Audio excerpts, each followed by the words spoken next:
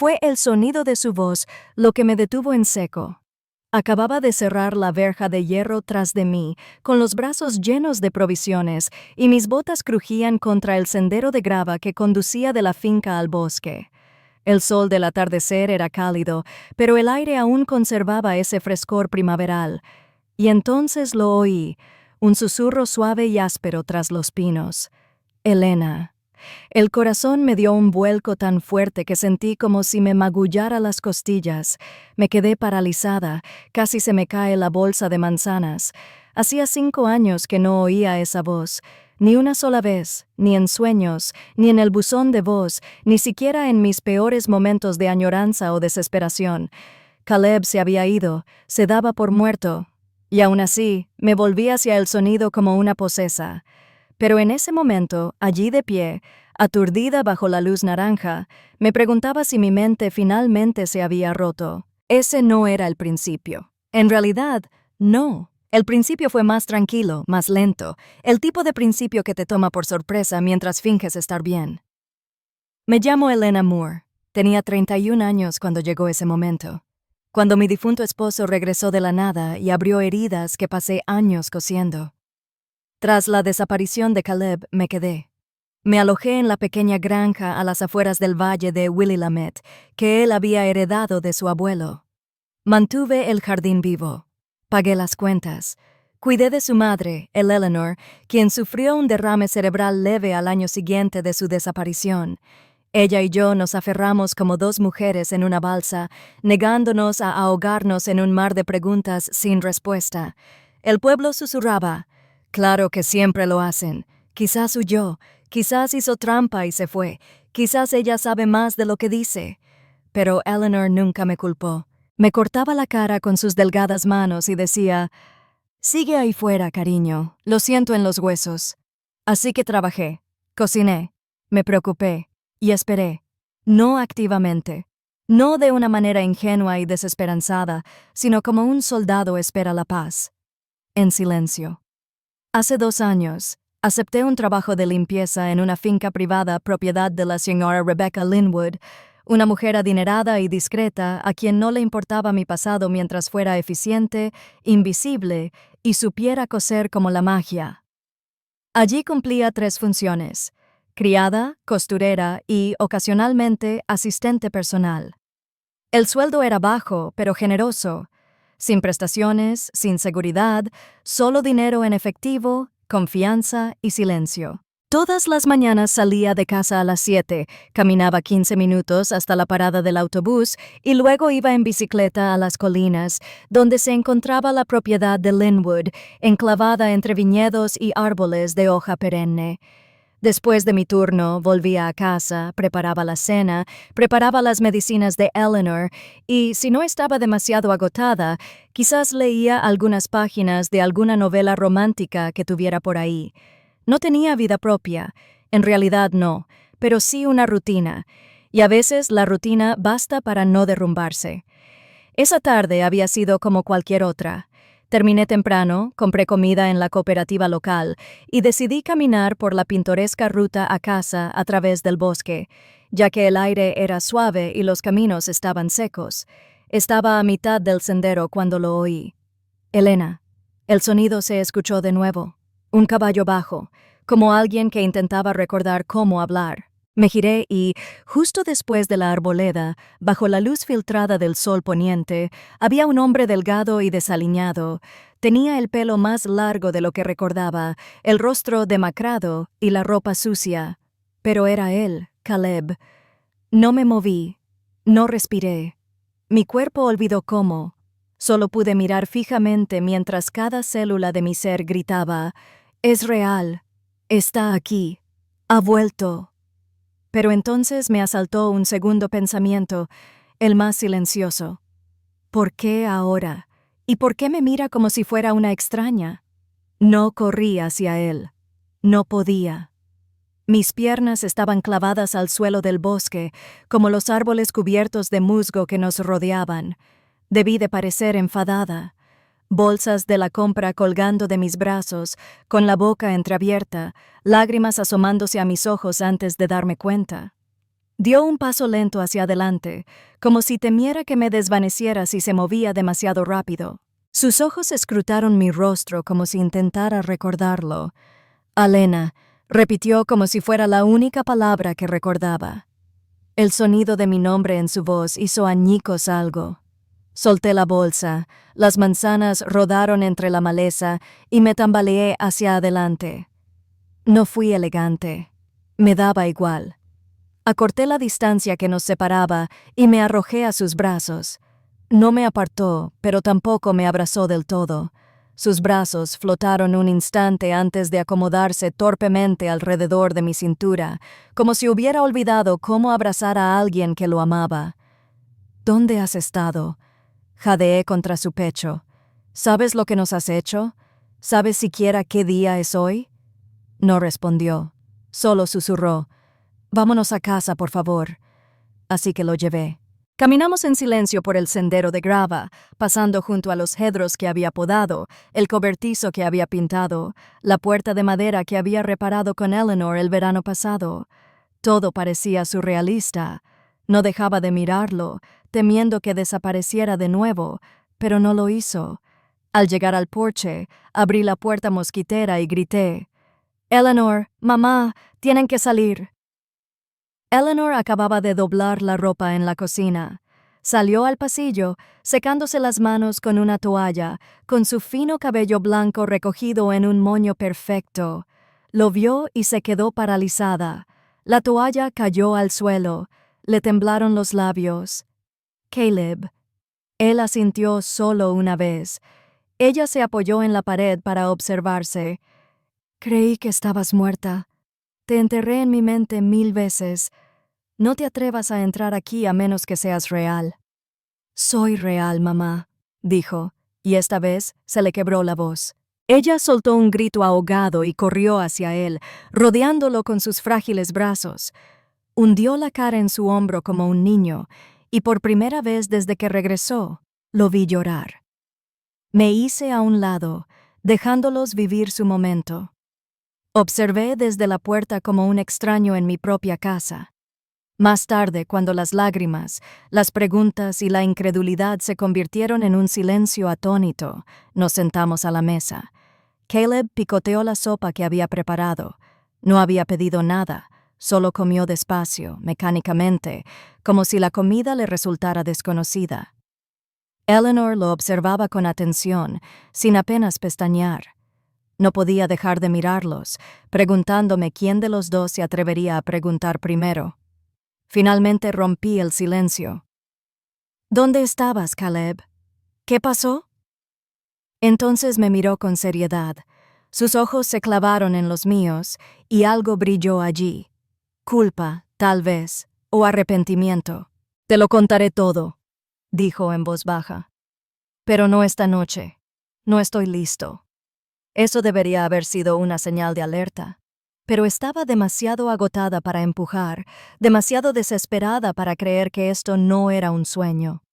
Recogí la mesa, acosté a Eleanor, preparé toallas limpias para Caleb y preparé la habitación de invitados, aunque ambos sabíamos que había sido suya.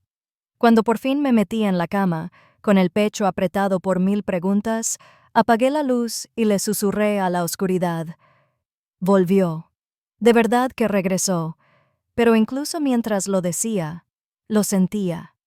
Esa cosa silenciosa y corrosiva dentro de mí, algo no iba bien. Tardó 2 días en decírmelo.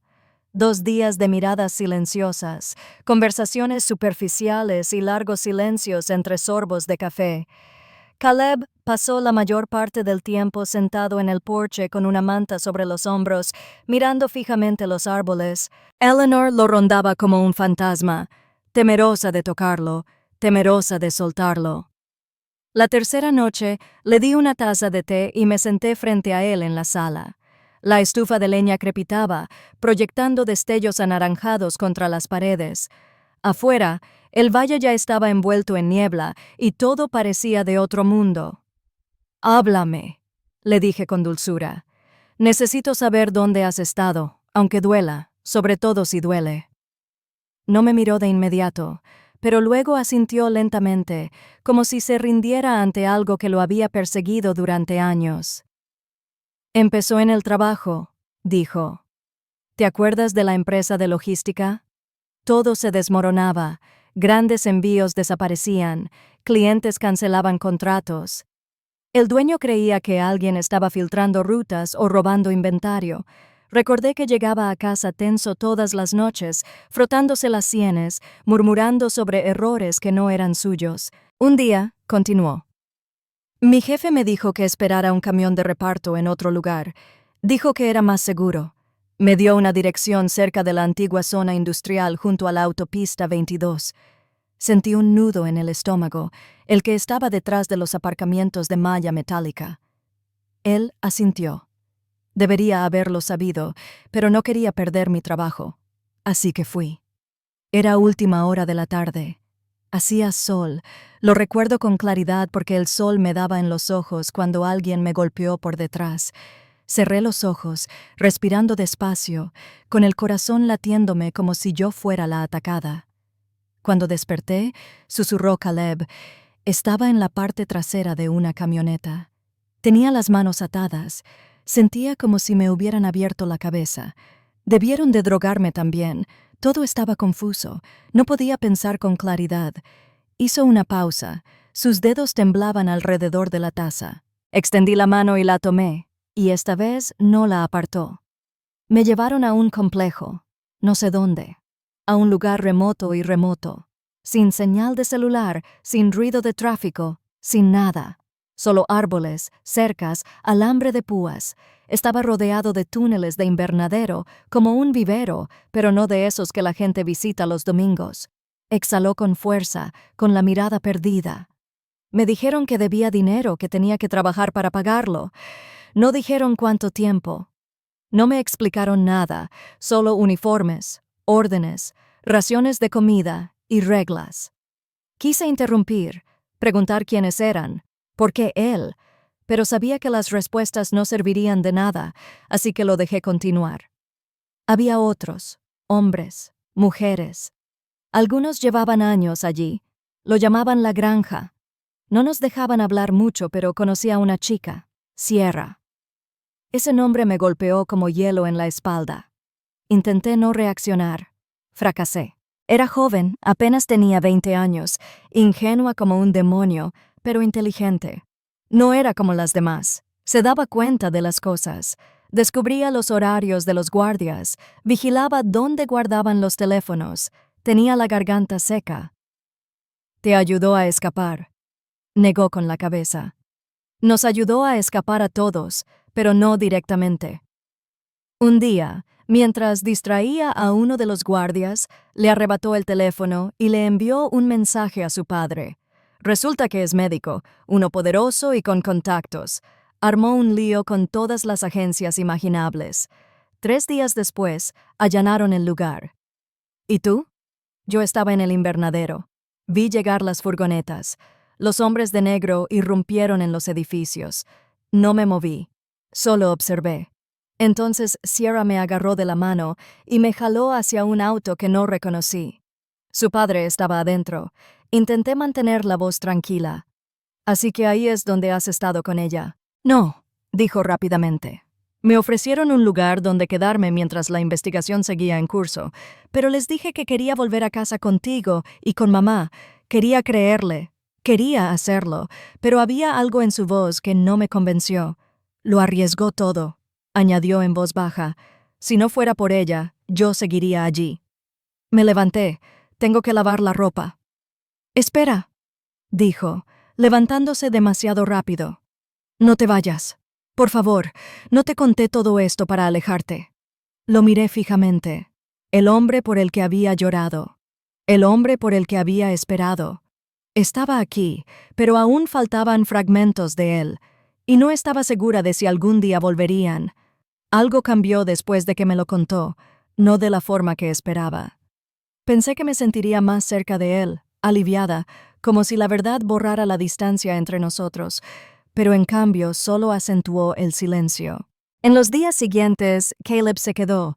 Comía con nosotros, ayudaba con el jardín, incluso se sentaba a mi lado en el columpio del porche por las noches, pero había una quietud en él, una especie de vacío que lo hacía sentir ausente, incluso cuando estaba justo frente a mí. Ya no me tocaba como antes, no me daba el beso de buenas noches.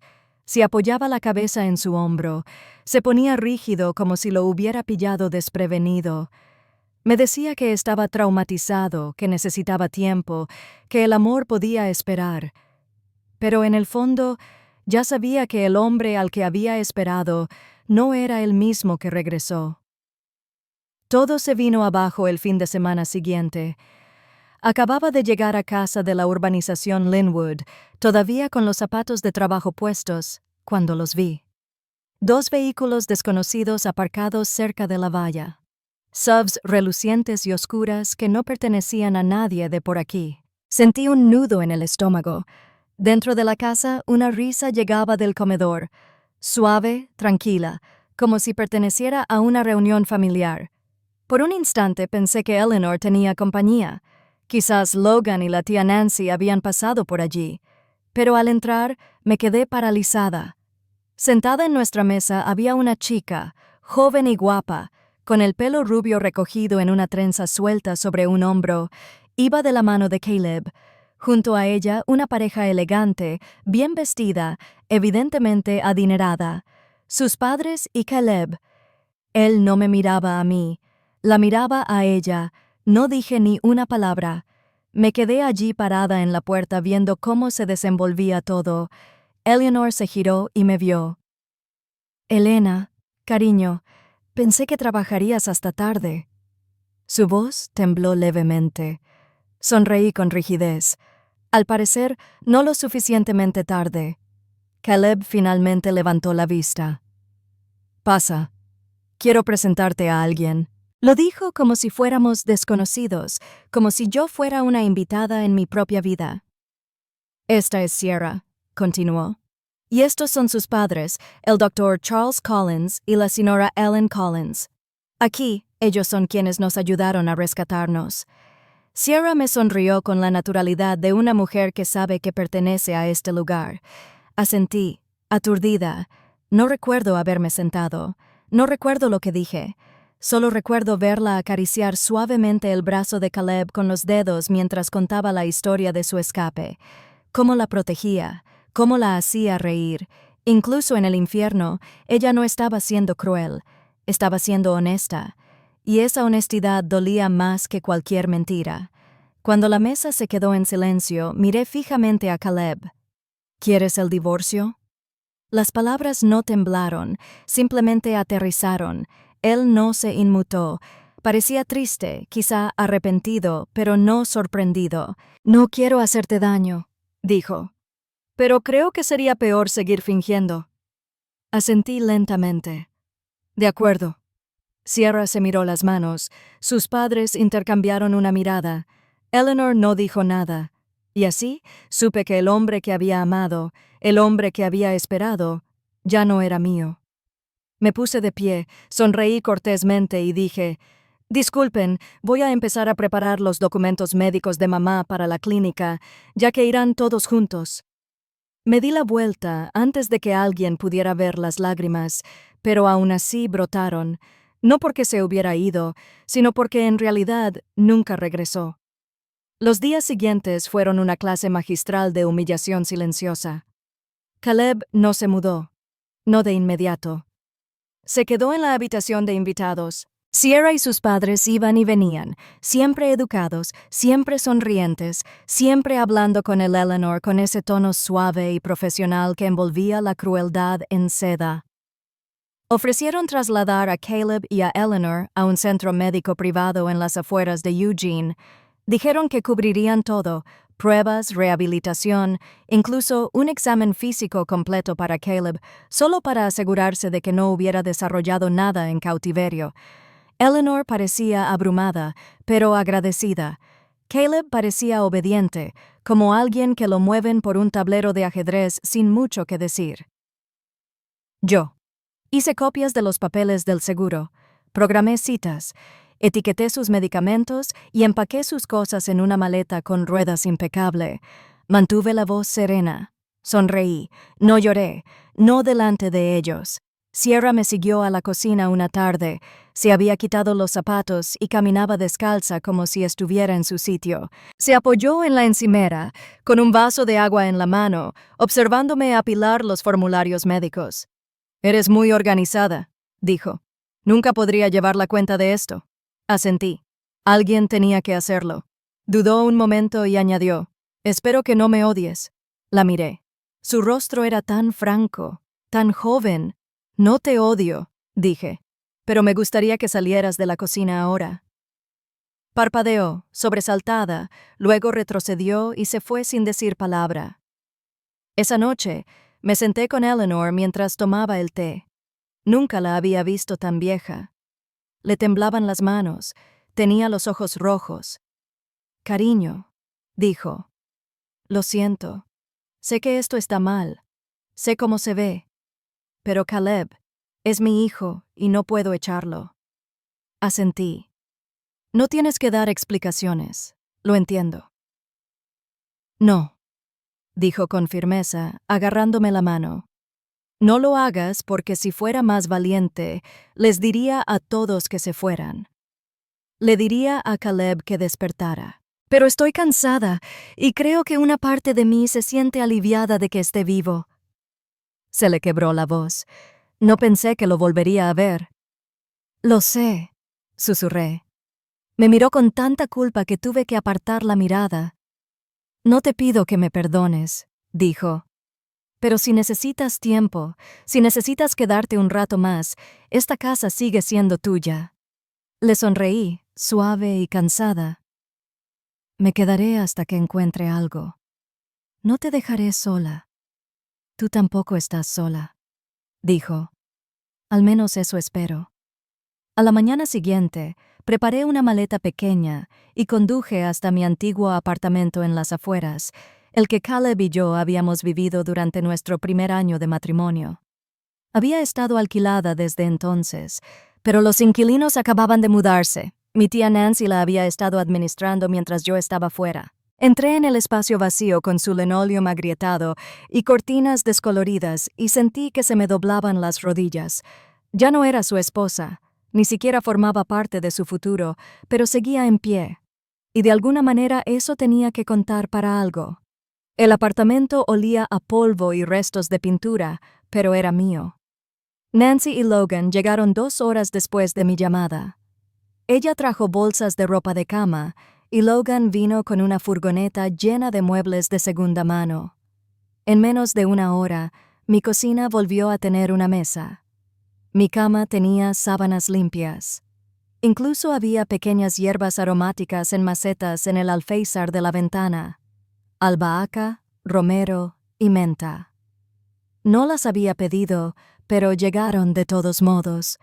Esa noche, comimos comida para llevar en el suelo y bebimos vino en tazas desiguales. No era una celebración, pero tampoco era la mañana.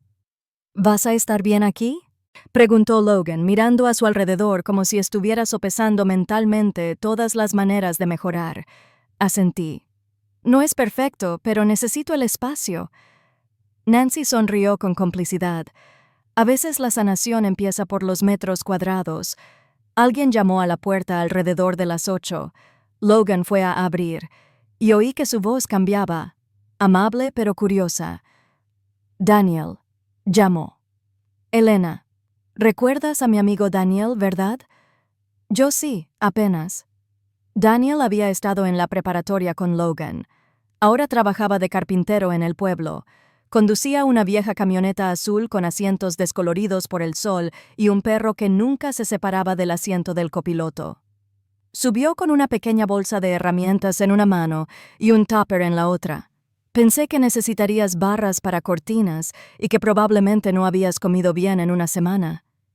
Lo miré parpadeando. «¿Cómo lo hiciste?», sonrió con dulzura.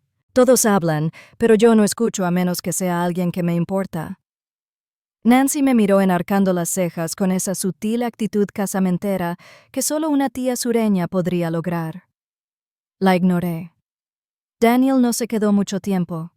Me ayudó a colgar una cortina, arregló un cajón y me dedicó una sonrisa que no era expectante. Fue simplemente amable. Después de que se fuera, Logan se inclinó. «¿Le gustas?» Negué con la cabeza. «No empieces». «Sin presiones», dijo Nancy, bebiendo un sorbo de vino. «Pero no te mataría dejar que alguien fuera amable contigo por una vez». No respondí. No estaba lista. Pero esa noche, mientras yacía en mi antigua cama en una nueva versión de mi vida, me di cuenta de algo. No había pensado en Caleb ni una sola vez en la última hora, y eso me pareció un avance. A la mañana siguiente, llamé a la señora Linwood para avisarle que no volvería a tiempo completo. Se mostró decepcionada, pero comprensiva. «Siempre has sido demasiado lista para el pasillo de atrás», me dijo. «Si alguna vez necesitas costura extra, llámame. Confío más en tus manos que en cualquier boutique del centro». Le di las gracias y colgué, y me quedé en silencio un momento, con el teléfono todavía en la mano. Aún no estaba seguro de quién era. Exesposa, cuidadora, Taylor, nadie, pero era algo, y me estaba mudando. Esa tarde, Daniel dejó un fajo de folletos para un curso nocturno en el colegio comunitario. Formación de auxiliar de enfermería, práctica, a corto plazo y asequible. No dijo ni una palabra, simplemente la dejó en la entrada de mi casa con una nota adhesiva que decía: «Ya has estado haciendo esto. Mejor que te paguen por ello». Me reí por primera vez en lo que parecían años. Me reí a carcajadas. Quizás el camino de vuelta a mí misma no estaba pavimentado con grandes reinvenciones. Quizás estaba llena de barras de cortina, tapers y notas adhesivas. Las primeras semanas en la ciudad pasaron como agua entre las manos, desordenadas, rápidas e imposibles de sujetar. Acepté pequeños proyectos de costura de los contactos de la señora Linwood, dobladillar faldas caras, arreglar blusas vintage, reparar ropa de cama antigua que olía a naftalina y perfume viejo. Trabajaba en la mesa de la cocina con la radio zumbando de fondo y la brisa que entraba por mi pequeña ventana trayendo el aroma del pavimento empapado por la lluvia. Era tranquilo, solitario a veces, pero no doloroso. Me apunté al curso de enfermería 3 noches a la semana, de horas cada una. Se sentía extraño estar de nuevo en un aula, rodeada de mujeres más jóvenes y mayores que yo, y algunas iguales a mí. Personas que habían vivido demasiado, perdido demasiado, y aún así aparecieron. Practicamos inyecciones en brazos de maniquí. Aprendimos a tomar las constantes vitales, a girar a los pacientes de forma segura, a limpiar heridas, y me di cuenta de algo. Ya había hecho casi todo. Lo había hecho por Eleanor durante años, en silencio, invisiblemente, sin sueldo ni aplausos. Ahora lo haría con un propósito, con orgullo. Eleanor llamaba a veces. Decía que Caleb estaba bien, la clínica era encantadora. Sierra venía a menudo trayendo libros, vitaminas y música suave en su teléfono. Dije que me alegraba por ellos, y quizá un poco. A veces colgaba el teléfono y no sentía nada. Otras veces lloraba durante 10 minutos seguidos sin saber por qué, pero luego preparaba té, volvía a mi máquina de coser y terminaba lo que tuviera entre manos. No estaba completa, pero tampoco rota, solo reorganizada. Daniel pasaba por casa más a menudo, nunca demasiado, solo lo justo. Me ayudó a arreglar una tubería que goteaba, me dejó sopa cuando me resfrié. Me prestó un par de guantes cuando le comenté que los míos estaban demasiado gastados. Nunca pidió nada, nunca presionó, simplemente apareció. Un sábado encontré un papel doblado en la puerta de mi casa. Era un boceto, a lápiz sobre papel rayado, de un pequeño porche delantero rodeado de luces de cadena, con una máquina de coser visible por la ventana y un gato durmiendo en un cojín debajo. Había escrito solo una idea. Sonreí tanto que me dolieron las mejillas. No lo llamé enseguida, pero pegué el dibujo en la nevera. Y esa noche me susurré: «Lo estás haciendo bien, Elena». Y así fue por primera vez en 5 años. No me despertaba por otra persona. No vivía entre la esperanza y el dolor, simplemente vivía. No todos los días eran hermosos, pero ninguno le pertenecía ya. Eran míos. Lo volví a ver un martes. Acababa de terminar un examen práctico en la clínica. Mi mochila estaba llena de libros de texto y mi mano olía a antiséptico. Al entrar en el vestíbulo, ajustándome el abrigo, me quedé paralizada. Allí estaba Caleb. Estaba de pie junto al mostrador de facturación, rellenando un formulario. Su perfil era más afilado de lo que recordaba, con la barba recortada y una postura más erguida. Y a su lado, Sierra, con el vientre redondo bajo un suave suéter gris, apoyaba una mano protectora sobre él. Parecían una foto de un folleto de sala de espera. Agujero intacto, esperando. Por un segundo aterrador, quise desaparecer, pero entonces Sierra se giró y me vio. Su rostro se iluminó con sorpresa, luego vacilación. Empujó suavemente a Caleb. Él levantó la vista y nuestras miradas se cruzaron. Hubo silencio, solo por un instante. Entonces sonreí, no por dolor ni por costumbre, sino porque lo sentía. Abrió la boca como si fuera a decir algo, pero asentí levemente y pasé de largo sin detenerme. No hacía frío, simplemente estaba harto. Afuera, el viento era cortante y cargado de hojas de otoño. Me ajusté la bufanda y seguí caminando. El mundo no se detenía. Nunca lo hace. Pero entonces, al final de la cuadra, lo vi a él, Daniel, apoyado en su camioneta con 2 cafés en la mano y esa media sonrisa tan familiar. Parecía que necesitabas algo caliente, dijo, ofreciéndome uno. Lo tomé, envolviendo los dedos en el vaso de papel. Siempre se sabe. Se encogió de hombros. Escuché. No dijimos nada más durante un rato. Simplemente nos quedamos allí juntos, dejando que el momento respirara. Ya no me sentía a la sombra de nadie. No me sentía como un retal de la historia de alguien más. Me sentía presente. Me volví hacia él en voz baja.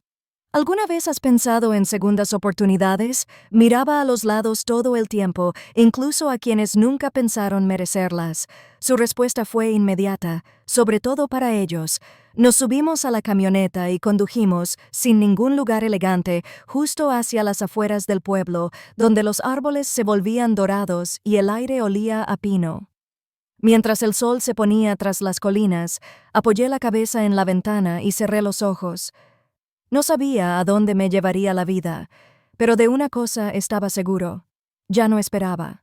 Ni a Caleb, ni a un cierre, ni a que nadie me diera permiso. Ya había superado lo peor.